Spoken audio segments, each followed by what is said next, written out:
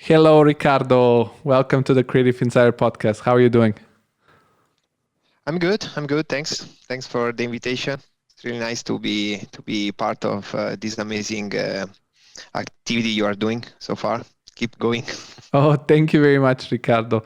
I was very surprised and impressed by your social media presence. I don't know if we can start calling it like this way.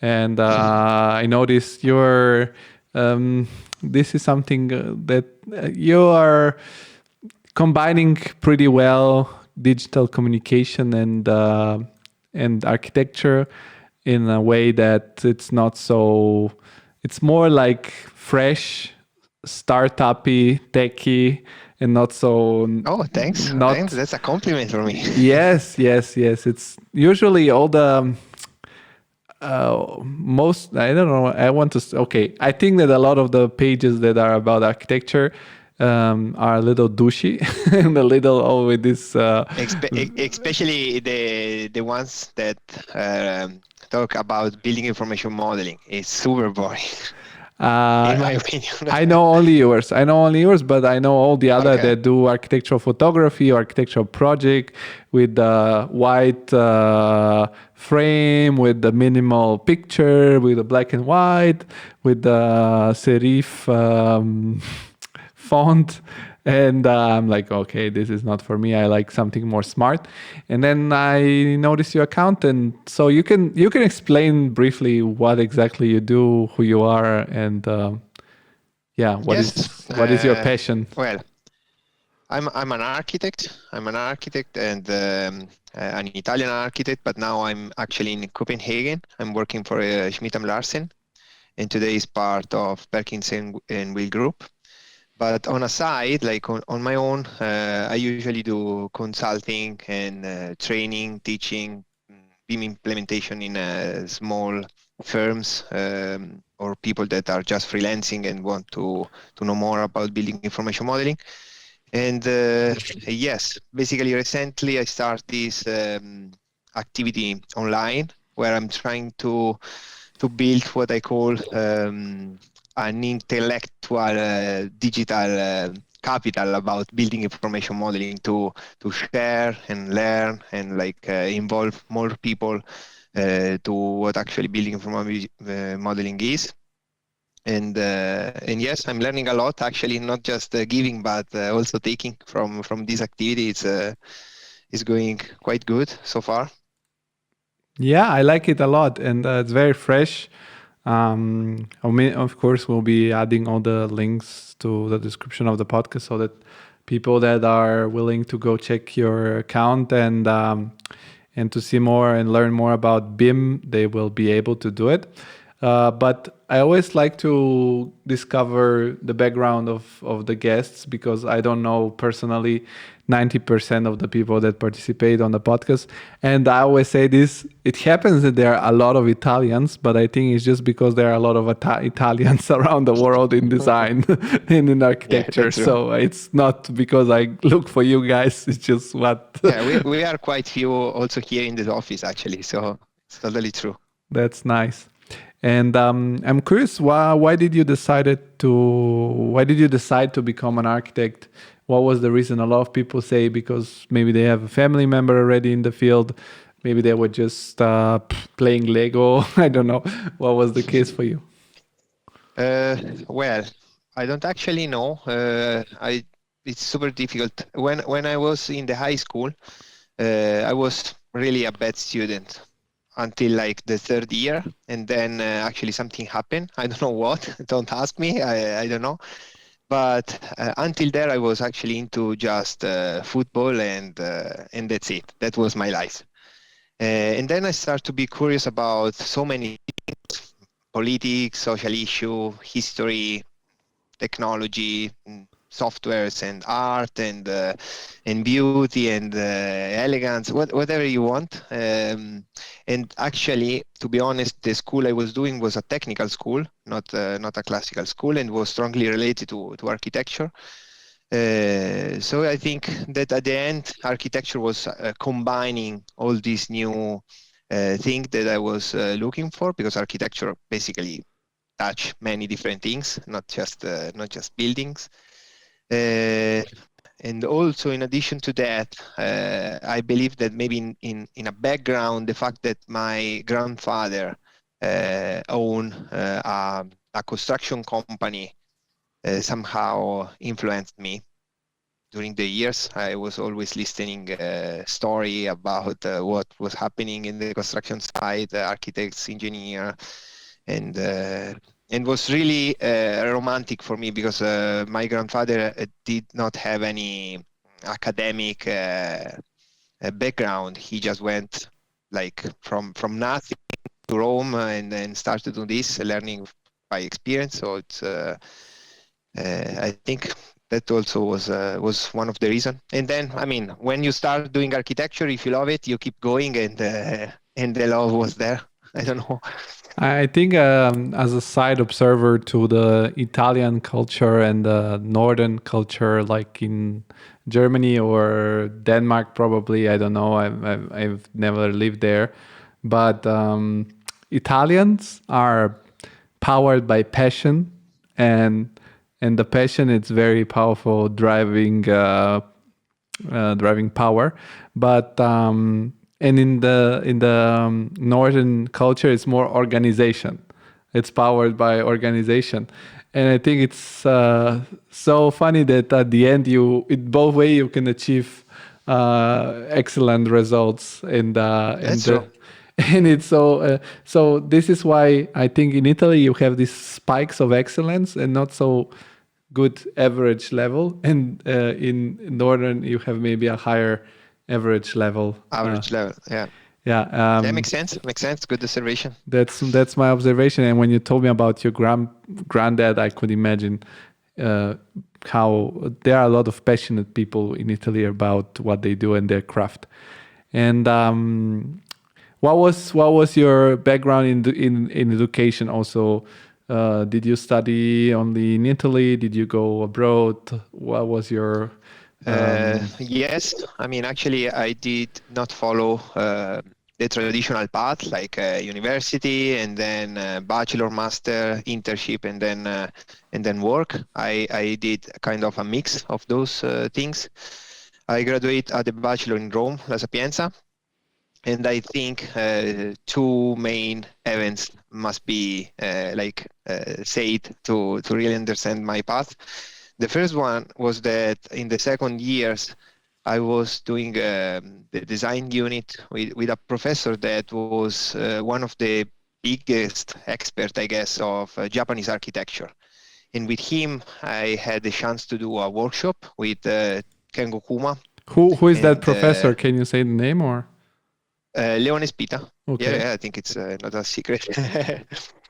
And yes, so I had the chance to do this workshop, and I fell in love with Japanese architecture, with the master of the architecture, with Kengo Kuma at first, but then in general with Japanese architecture. And after that, during my graduation, I won an exchange student program to go to Japan, and I spent some time there in Sendai, where I have done my final thesis with Taro Igarashi. It's a critic of architecture there in Japan. And then actually I stay a little bit longer on my own because I have the possibility to stay in touch as a researcher with Kengo Kuma, Fumiko Maki, Momoyo Kajima, and others. It was really important, I think, for the architect that I am now. And then I went back to Italy. I graduated, and I did not want actually go right away to the master. I wanted to do some experience, and in Rome,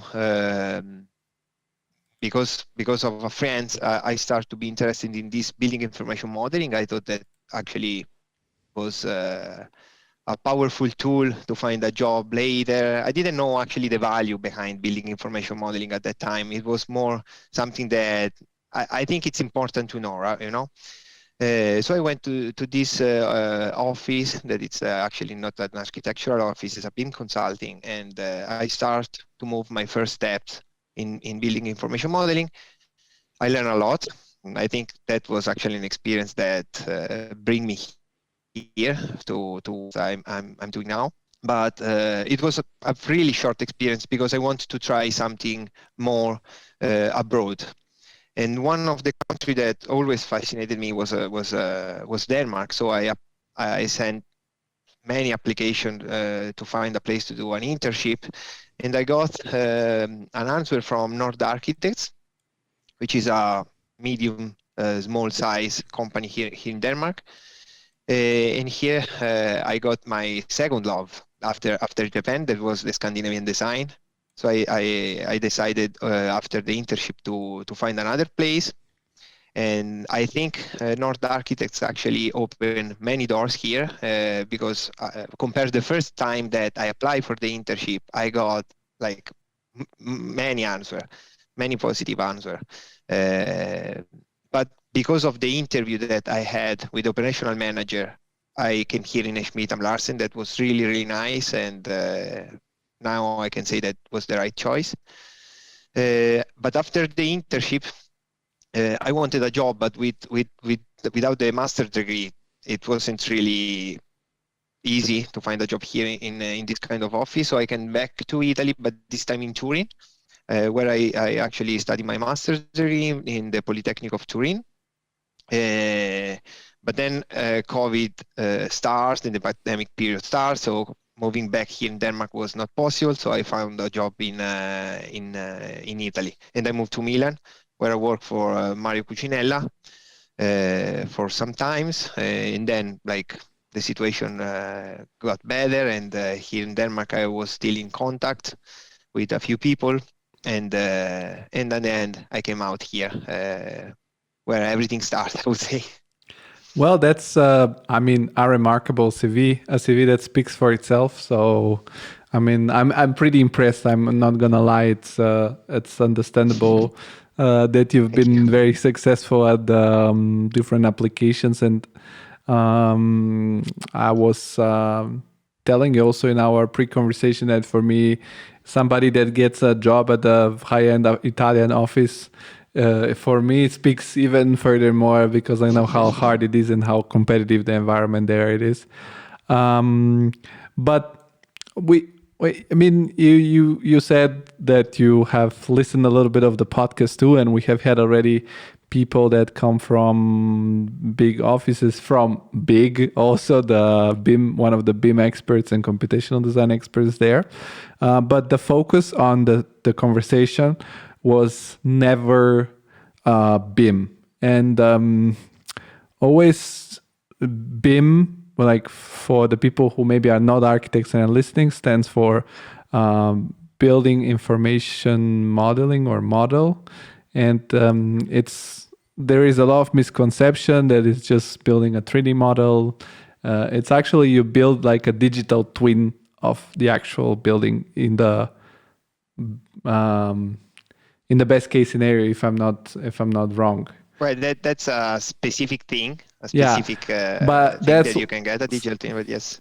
But of course, I'm not an expert of BIM either. I know more or less what it is, as most of the architects that think they know what is BIM. So let's start with this. What exactly is BIM? What exactly for you is BIM methodology? Because some people think BIM is Revit or ArchiCAD or something specific. So if you could bring a little bit of clarity in the conversation about BIM. I will try. I hope the guru of the industry will not be mad after this podcast with me.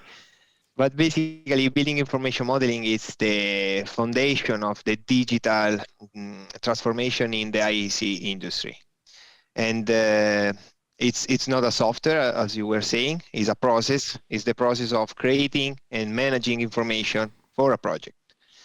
And that's possible, as you were saying, correct, through a shared model that lives in a cloud platform, and where you can create, store, and take information. But those information are multidisciplinary data coming from all the disciplines of the IEC industry.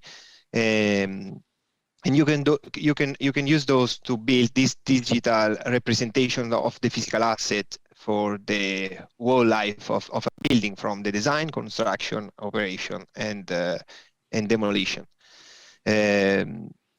So of course it's a huge shift compare the traditional method that we were using to design buildings.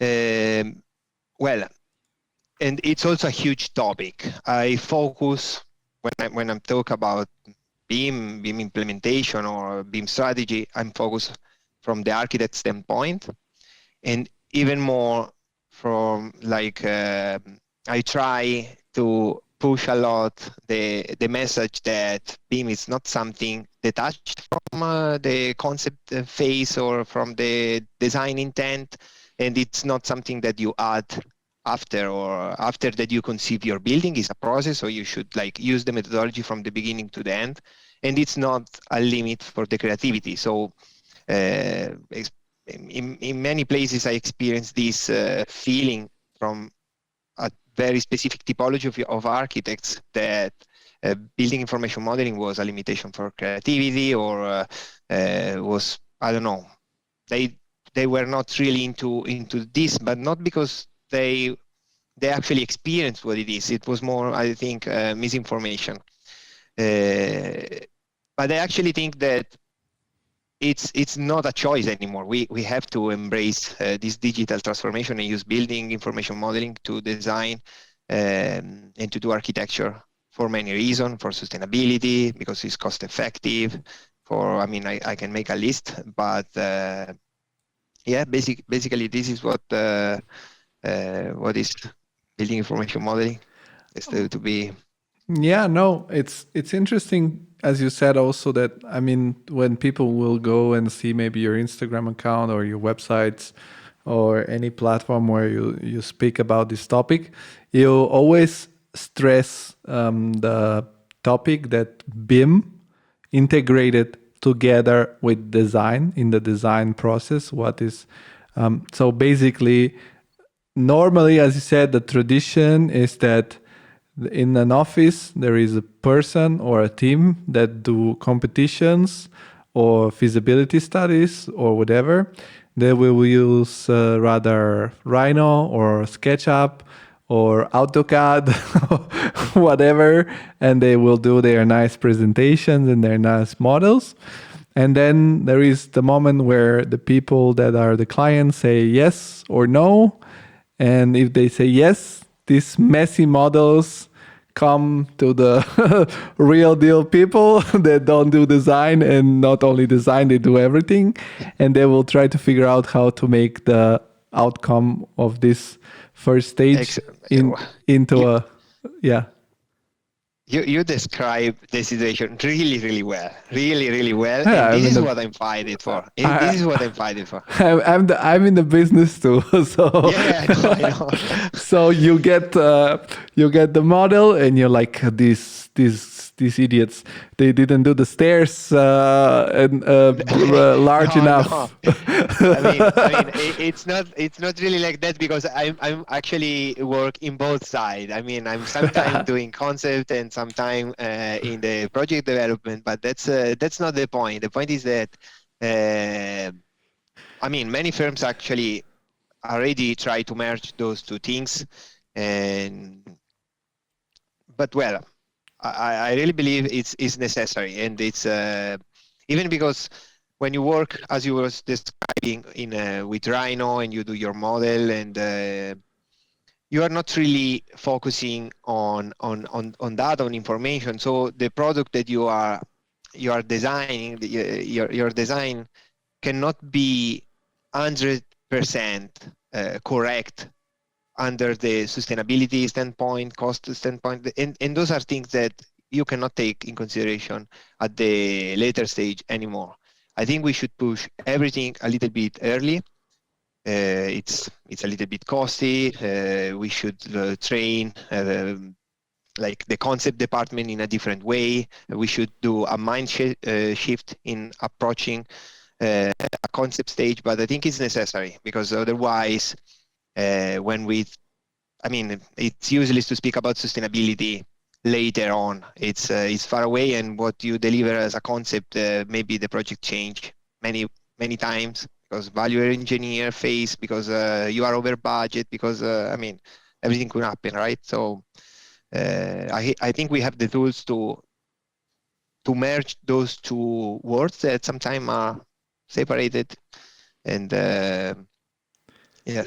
Well, then I would ask you, like I described you, what is the status quo? What is the current situation, or what is the current situation and what I have experienced, or what maybe it's still the majority of situations that you have. Let's say I say, okay, Riccardo, I'm agreeing with you. Teach me about this BIM stuff. I want to implement this in my process early on. How should it look? What is the new description of this process in? Well, I mean, I believe that, to be honest, it's not just using BIM tools.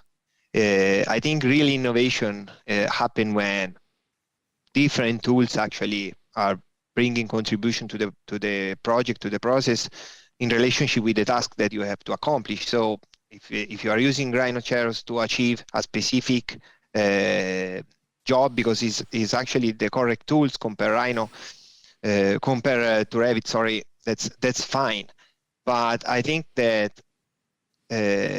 like the project management, even in the early stage, should be bring at the beginning. So, for example, the model itself, that at the end it's what contain the information, right? Like in the middle information modeling, the real value is in the information to then approach a good data management, a good information management. So if everything exists in the project, in the model, we should move everything in the early design stage in terms of management.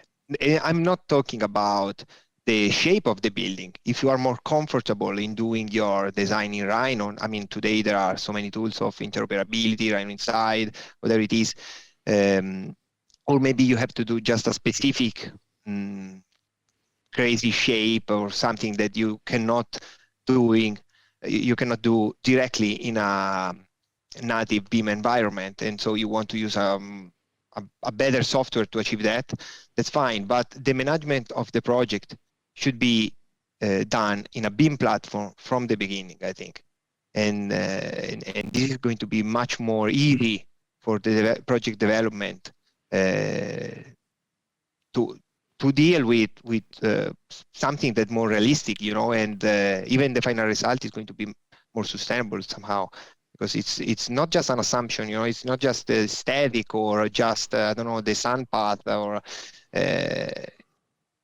we should bring more information, a little bit more detail in the beginning, and I don't think it's a limitation for the creativity, because if you are doing really the crazy design at the beginning, but then it's going to lose a lot during the process because it's, I don't know, over budget or doesn't respect specific requirements. I think that's the approach that I'm pushing for, basically. So currently, like let's discuss the point of the B. It's the building, what you're gonna design. And sorry, I couldn't hear. So the letter B, it's the building. So this is, of course, what is the goal of our work. And the second letter is I, which stands for information. And as you said, like in the early stage of the design, information is not always the most crucial aspect, or as you said, it's not the main. There is not so much detail in the information. So in the current stage of reality is that. But that's also sorry, I don't want to interrupt. That's also somehow normal. I mean, in a competition stage, you don't have that information yet. But okay, go on. No. But you have the information. But you already, because you already use information in the project, which it's about the building. So you have at least surfaces, volumes, surfaces per function, floor plan efficiency compared to services. Those are the main data that you can that in the traditional standpoint of the workflow, I've seen you used by my colleagues or what my colleagues used, and of course they have a little bit of this background view of what is gonna come next or what is the sun position or whatever the geographical area. But let's say the main point is that your client is asking for a certain amount of building space, and you have to generate that in a pleasant way. What would be, as I said, we don't have a lot of information in the beginning, but what could be some information that we can bring into the algorithm of design we can try to bring in the earlier stages to improve the project management efficiency, so to say? Well, but I think what I'm trying to say is strongly related to the concept of data-driven design somehow. Like when we are doing a competition, we should, I think, even if it's an assumption, but should be a control assumption. You should be doing something or making specific decision because specific information that translate in outputs. So you can compare options, you can decide in advance what is going to happen in the later stage. You can predict somehow because you have value to read, you have data to read. And in the traditional way, this is not the case. This is not the case. We are taking consideration different aspect of the design that I think they are crucial, and they should be always in the process, of course. But I don't know. I would say that we should use building information model, even for the process standpoint of the authoring software itself. It's more productive and efficient in the workday of an architect. I would say it would cost less work for us in terms of timing consuming because of the smart way of the operational in modeling. But yes, I would say that we should totally bring those new information. Reading the information while you are taking decision. That's the point. Because the information that you are bringing to the project, I mean, you are designing the project, right? So it's your input, but you can read to input, evaluate, and have an output. And that's what we are lacking at without having building information modeling, but just with an old CAD 2D, 3D based approach. So basically you're saying, well, the first advantage is that if you integrate the tools that are useful for you in the early stage in the tools that are for the later stage, so to be operational. In example, if you start modeling in Rhino, but you integrate the Rhino model with Rhino inside into Revit, at least you will have already generated floor plans, generated elevation. So on one side, you already have the advantage that, for example, it will be less time consuming for your workers, like to make it plain simple. That's of course. That's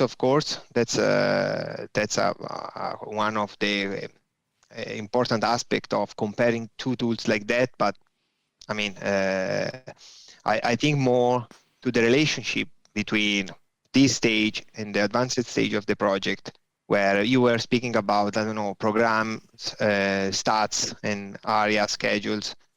It should be really fluid, the path from one stage to another. I mean, should be really connected. And I think right now it's disconnected. It's monitoring those information. It's less easy, like from one stage to another, without losing information, because you have, I don't know, 7 different file work session in one into another, and I don't know. That's my feeling. And then you type everything into Excel and you do it manually. Yeah, that's the case. But are the tools reliable? Like, can we trust? Like, there is also a problem that, like, a lot of people don't trust yet so much the precision of the technology because there are a lot of bugs. Also, for example, like let's take, for example, plain the to monitor how the shape of your projects changed, for example, the surface of the rooms. Uh, in an ideal world, you have everything somehow connected and into the automatic calculation of your BIM software. But are the BIM software that advanced to do that seamlessly? Yes, I would say that that they are. What probably is missing is an advanced understanding of many of those software in build the information inside the model, because there is not an only way. It's strongly related to programming sometimes, doing this parametric architecture is not always easy. So sometimes it's much more easy to control, maybe in Rhino for many, because it's, I don't know, what we used to do, and it's much more easy to create a specific shape. We use Semantic actually to do that you can do the same that you were described in a CAD environment, but I think they are reliable. I think they are reliable. It's just that the amount of time and training that you need to manage those tools, it's a lot. To be honest, it's not quite easy. So basically, it would be time consuming to learn how to deal with the BIM methodology, but after you have spent this initial time on getting used to the workflow, you will save a lot of time instead of spending Well, time on boring yes, operations. yes, that's absolutely. But also depends what you are doing in the project. I mean, BIM tools are everything. It could be the Revit or our KiCad as a software of authoring, or I don't know, Navisworks or Solibri for model checking, clash detection, or like management, BIM 360 for coordination. I mean, there are plenty of software, and usually you don't do all of those tasks. Like maybe you are doing modeling or coordination or specific activity. So you don't actually need to learn all those BIM software, let's say. But in terms of modeling, in terms of inform the model, try to preserve the design intent, try to understand what could happen and the implication if something happened in the later stage of the project that you were not expecting. It's difficult. It's tricky. It's tricky. I mean, to make a comparison, when you work in Rhino, when I work in Rhino, there are a few things that you care about, like work session, blocks, semantic. We use, I mean, a few different things. But I have the feeling that everybody can jump in that model if you know the project, and like Boolean extrusion, like this kind of trick. In a BIM model, it's not easy like that, because there are constraint parameters. If you do something, something pop out, say, no, you cannot do that, you cannot do that, and you are getting maybe, I don't know, thousands of warnings because there is something that it's not working as you were approaching. So you need kind of a strategy to approach the model, approaching well, because those data that you are putting inside the model are used to do data management, are using to go through all the stages of the project. So it's a crucial part. You mentioned many times this semantic or semantics. What exactly is that? Well, basically, we have like a very good and in-house department that is called digital practice, and we have like plugin softwares and programming doing in house to like help the job of architects during the days. And basically it's semantic. It's kind of parametric input that you can use in Rhino to control specific things like stats, for example, or area calculation, or this kind of thing that are not native if you are not using Grasshopper. It's like an easy way of looking at Grasshopper, let's say, built in Rhino shares. That's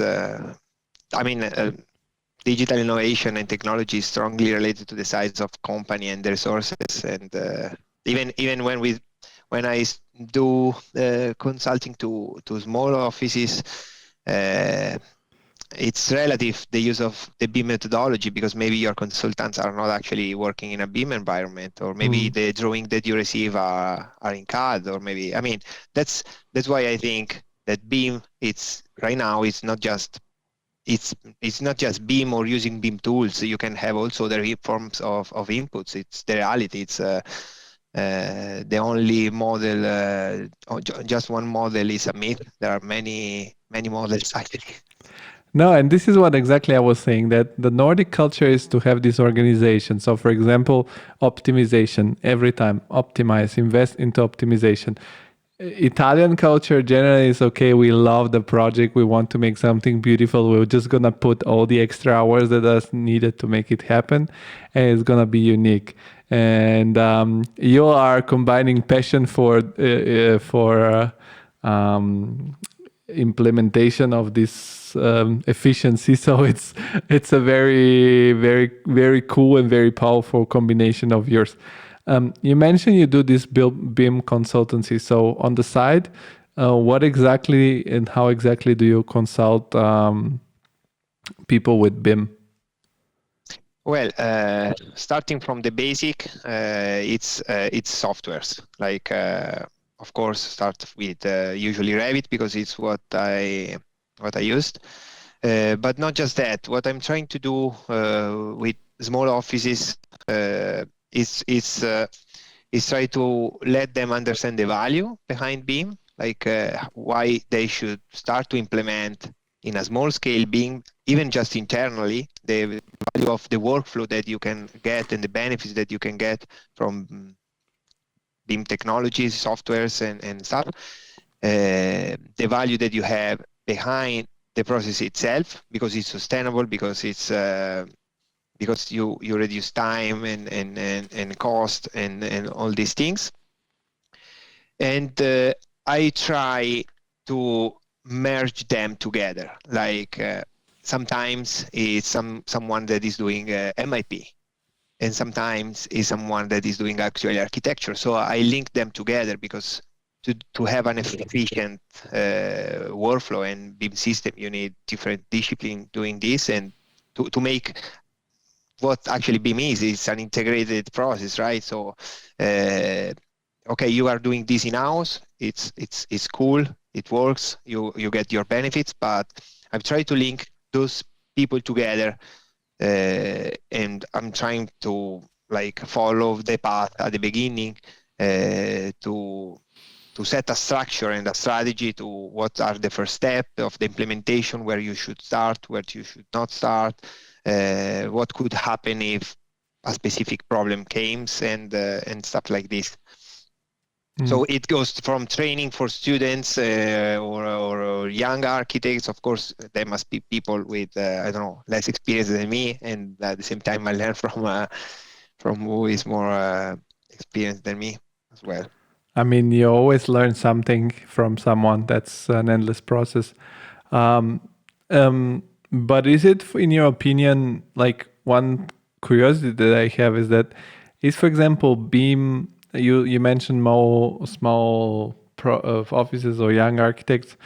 Isn't it BIM useful at a certain scale also of a project? Because let's say you're a small office or a solopreneur that makes mainly small family houses for people.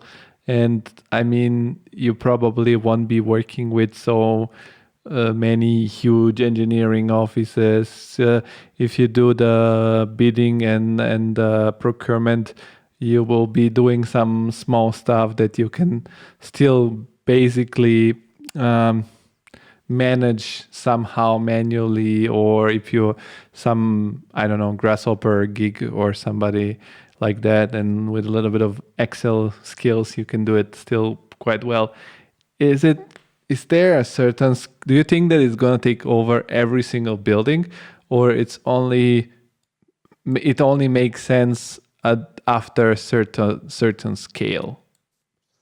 Well, I mean, of course, the program and the scale of the building and the complexity of the building have a huge impact of if in the decision making of approaching with a BIM methodology or not. Like specific programs, I don't know, I can take an airport or an hospital, of course, must be done with BIM methodology. Actually, the brief of a competition of those programs require BIM methodology from the competition already. But even if it's residential or tower, like in a huge scale, it's of course makes sense. I think actually the problem is the cost and the time that you need to acquire a good structure and all the knowledge for working in BIM. If you are doing just houses, it's really a huge investment for maybe less in return. So from that point of view, you are right. It's I'm not sure if it's always a good case, but in general, I think it's going to take all the kind of building typologies and size. I think the benefits are a lot, and this is going to be the future, I think. Even because the new generation of architects, I think, who is coming out from school, is much more familiar with this concept of building information modeling, data-driven design, computational design, and I think it's going to be the new normality at some point. You know, there are not more people that should do this or this, but they do building information modeling as a normality. They are doing architecture, and they are doing architecture with this methodology, and that's it. Yeah, I don't remember who said like the future is here. It's just not equally distributed. So it's not that everybody is using it already. But let's say you stress a lot the point of that it should be integrated as soon as possible into the design process, because it's enhance it instead of limiting it. And the other point that you also already mentioned is that it will be very important for sustainability in actual terms of like less CO2 being less CO2 emissions. So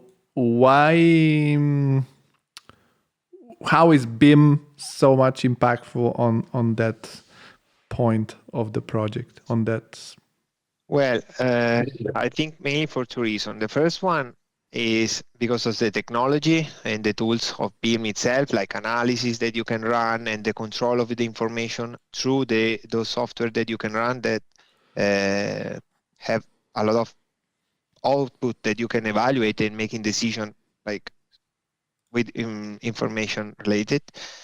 And secondly, is the process itself that is actually sustainable. It's the process itself, because usually, and this is something that is actually happening even with big information modeling, because there was an adaptation of building information modeling, but not the mindset shift in approaching a design process. That's what I think. But the reality is that projects are often in delay compared to the schedule, are often over budget, are often like client gives priority to the economic aspect more than ecology or diversity or social interaction, whatever it is. And I think that if you bring more detail and information and you design through those information and you control them, and you do an integrated process with all the discipline, all these aspects are not going to do. Sorry. No, go ahead. All these aspects are not going to be lost during the process, which means that, you know, we should totally bring those things at the beginning of the project. Yeah, I work for one big company that it's a mix of engineers, architects, and all together.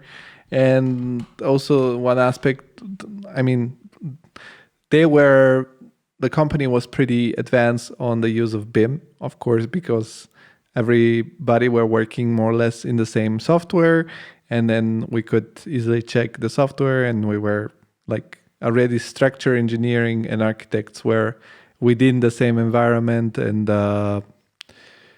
then we could easily bring in all the engineering, like electrical or air conditioning and stuff. And one topic also was that you can reduce a lot the wasting of material with BIM, like the actual BIM, like actual material on the construction site. And one goal was to make a digital construction site.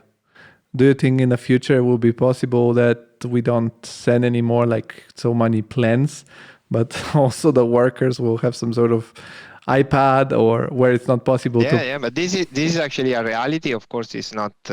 It's already a reality. It's not super common everywhere because it's cost also, like to have those tools. But it's happening. I think it's going to be the future. Of course, it's going to be the future. Is it true that you can control, because of it's always the same point, like the value of information, like how much data is important. And that's why you can reduce material and control every single aspect in the construction site, from the security standpoint to the wall assembly, whatever it is. But yes, I here in Denmark it's actually common to see people in construction site with the iPad and looking at the virtual reality and augmented reality. Yeah, that will be freaky. And also, like, I think in the future we'll have like also the 3D printed buildings, or like robots a lot involved into the construction. So basically you send the file to the machines and they start printing. Have you seen the video that Norman Foster just released about the hospital of the future? No, but take a look at that. I've seen one of my former guests, Eric de Broche de Comp, he's like the founder of Luxicon. They do visualizations. He made a meme of Norman Foster while he took a picture that Norman Foster posted on on Instagram, where he was basically coloring a 3D model that was printed out of the computer, and he made fun of him. And after that, Norman Foster is not so legit to me. But no, yeah, I know that they do a lot of these advanced futuristic projects. But what I know, it's that I've been to, when I was a student, I visited Stuttgart, I think Institute of Design it's called, or whatever, the University of Stuttgart. They have this specific department for computational design, and they're famous of building the pavilions every year or every 2 years. They're pavilions out of carbon fiber, and they're inspired by some natural shape or some animal or something like that. And they had one pavilion that was simulating a bridge. It was a super huge, and it was made just pure of this carbon fiber needs, so to say. And we went there, and they showed that the concept was that you can build bridge with drones, right? So the drone will pull the strings, and it will. And so we were like, okay, guys, so did you manage to do it with the drones and stuff? Said, well, we did, but the drones were going out of battery every 15 minutes. We didn't have enough drones. So at the end of the day, we kind of did a little bit with the drones, and then we did it manually.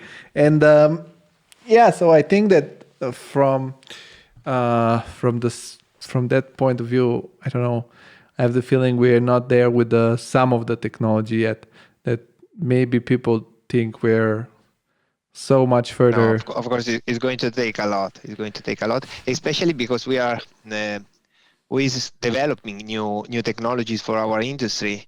Is always looking and maybe it's also what make the the wheel keep rolling. He's always focusing on in the industry of the future and not on what we already have. Yeah. So it's difficult to. And another aspect, for example, what nobody when they write down this is going to be a zero emission building, and I say okay, but it's not zero because you have to build the materials, you have to transport them on the construction site. On the construction site, you have all the machinery. Well, but that's a good point.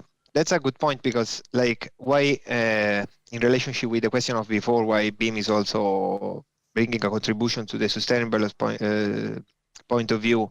It's right for this aspect, because if you can control the information for the whole life cycle of a building, from the raw material to the disposal, go through construction and operational,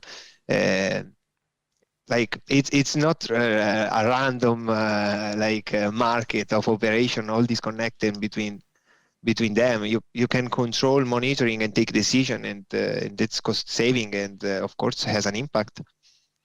Yeah, that's true, but I mean I'm very pro. For me, sustainability is very important, and I think that sustainability should be should be implemented with the first. It should be done through the easiest little things that you can do to make things more sustainable. And there are some really small things that could be done just by designing buildings in a different way.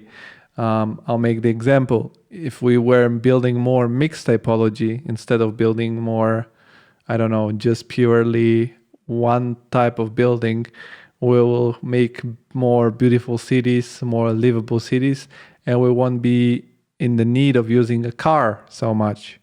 And if we design, so there are so many things that are within the design, not even in the construction, that could be changed, and they will have a huge impact. Of course. Of course.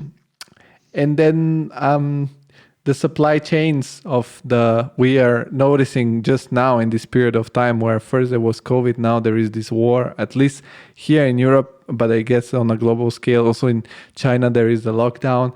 And we see how until now we weren't so aware, because you just go to the shop, you get something, you just order something from Amazon, it arrives today, tomorrow. And now we have these disrupted supply chains, and we see how interconnected the world is and globalized. So I don't know, you want to make a metal cladding facade for your building, and you think, I don't know, in Germany there is metal, so it's fine, but the metal actually comes from China. So it's, yeah, it doesn't make so much sense. That it's very, yeah, I think that this kind of decision making, it's not always, it's very difficult to evaluate nowadays, isn't it? Yeah, absolutely. That makes a lot of sense. I would say also, of course, the design is fundamental to get sustainability, but sometimes clients should change priorities to get sustainability, because if you always prioritize economical return, sometimes maybe it could be difficult. I mean, with a good design, you could get both, but just sometimes following the desire of a client doesn't always match with the sustainability concepts. Well, but this is a cultural change, I think, that is taking some time, but it's actually happening. It's a process, of course. And but what would you suggest for people that are not so, let's say, so you have a lot of we have gone through your CV and your background, and in your also personal interest into the topic of BIM, and how do you think could we improve? What are the best way to improve our BIM skills? Because I don't think university is the best place, because it's too early for, it's way too different than the real world situation. of architecture. So how have you built up your practical skills? Have you gone to classes? Have you gone to, I don't know, workshops, to expositions? Have you always asked your employer to give you the task about BIM?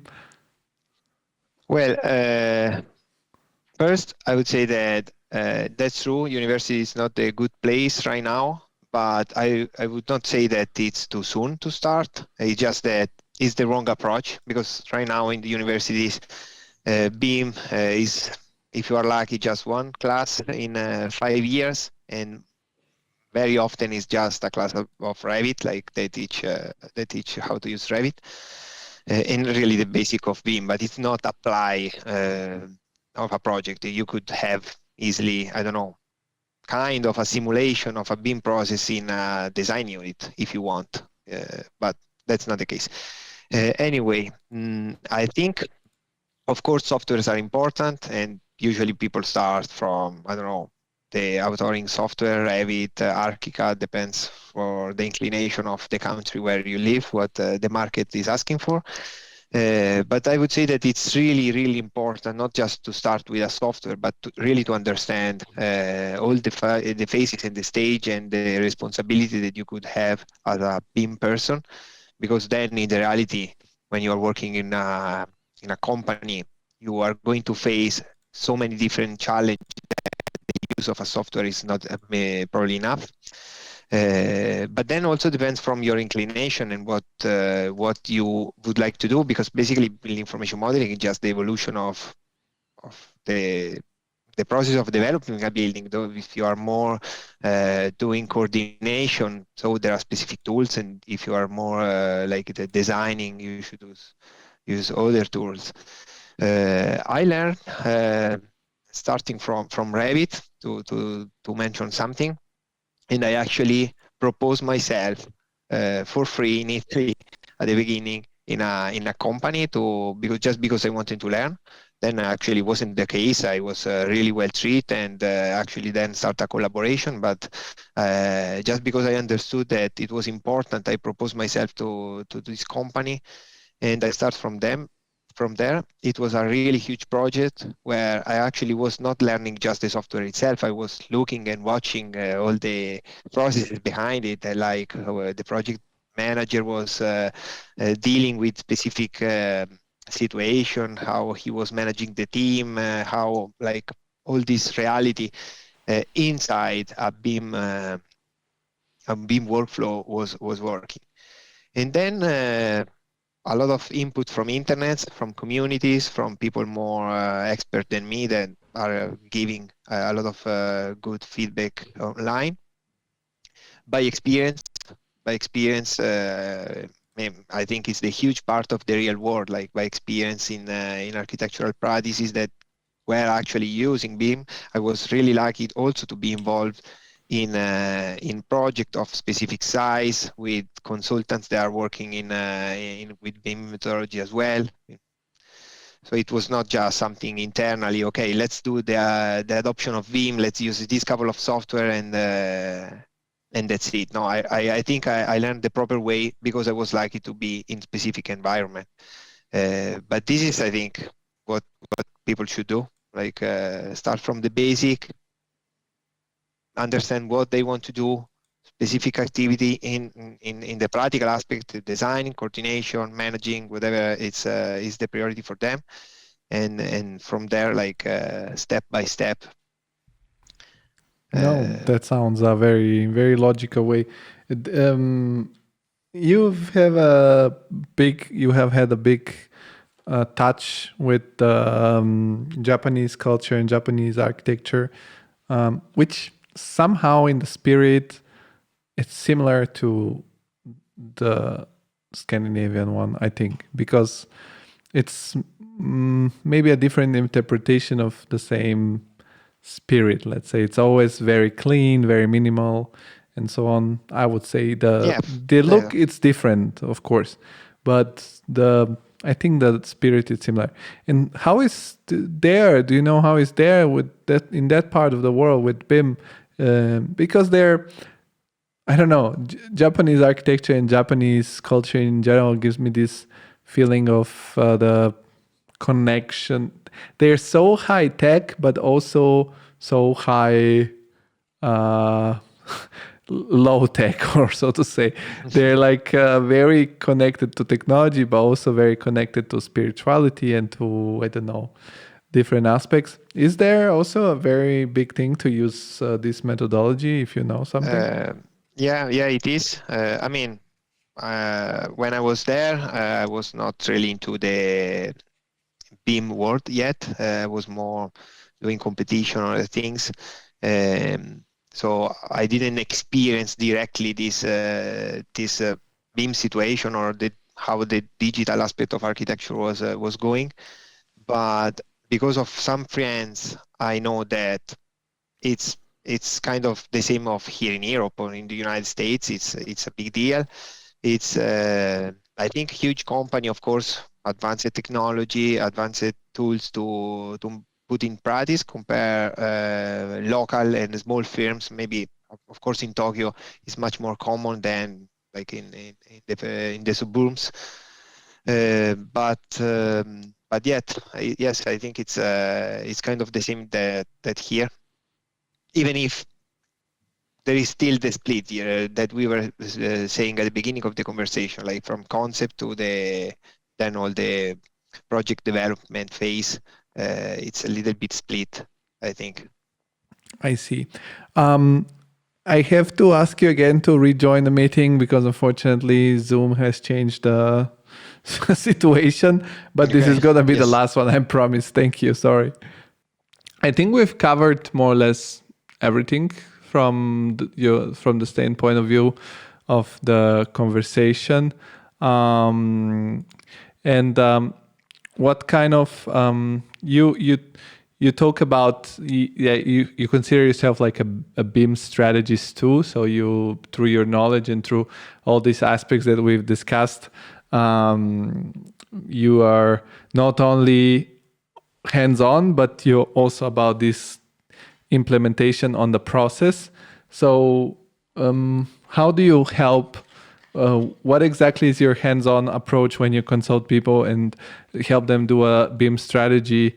What is your, do you like approach them by saying, okay, let's see what is your situation at the office, what is your projects, and see what kind of BIM elements make sense for you, or what is the BIM strategy you set up? Yeah, first, usually there is kind of an analysis of the actual state of the office. I mean, usually it's a small office, so there is a really basic structure, but I usually see how they work and in what they are focusing more, in what kind of projects, scales, and with tools, what tools they are already using.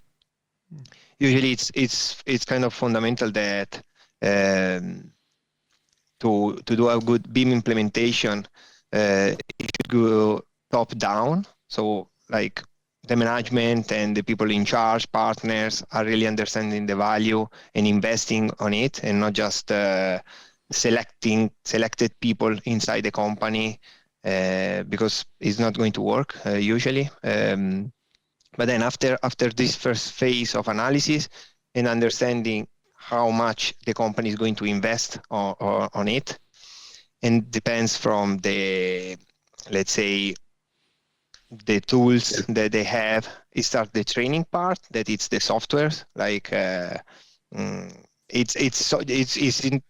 usually the training part is divided in softwares, so all the skills that you need to develop your digital model and how to inform, and a BIM class that is usually about building information modeling in general, the value, the processes, the figure involved on it, what is different compared what they used to do with the new methodology.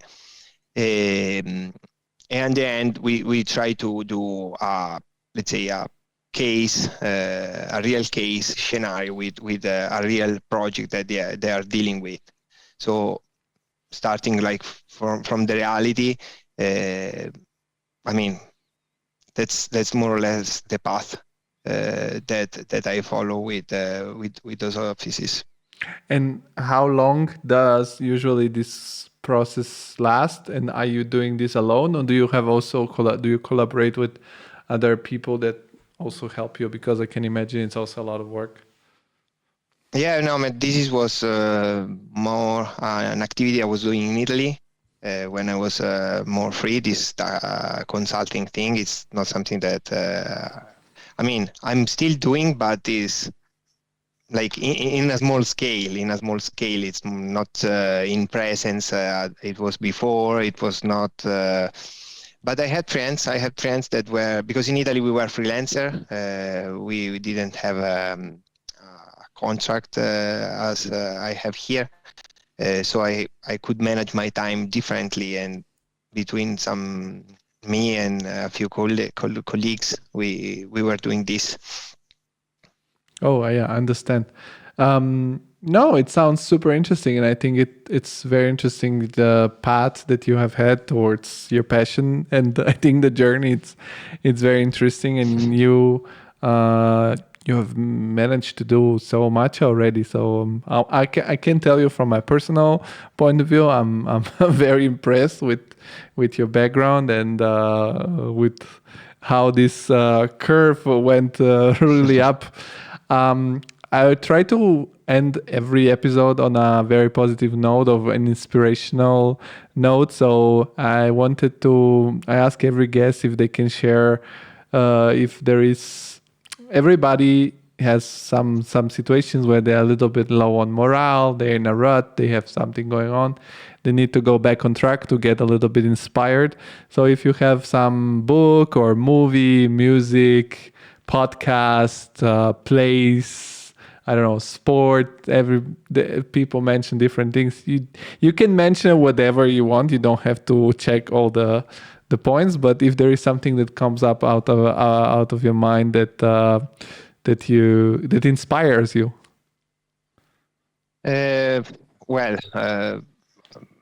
Yes, there are many things, but not. I don't want to say that I'm inspired by TV series or Netflix or things like that.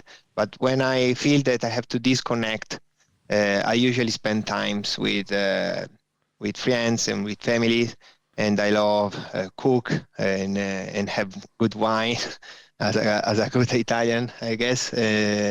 So I think when I'm not really feeling so comfortable with something, I try to disconnect it, to enjoy aspect of life that maybe are not related with work or with a career or with a path, a specific path. I try to totally to disconnect, recharge, and then restart. But I'm more inspired from the people that I have around me than something that it's a book or a film. Oh, that sounds great. I think this is, it's always funny for me, because I've asked this question to 90% of the people that have been on the podcast.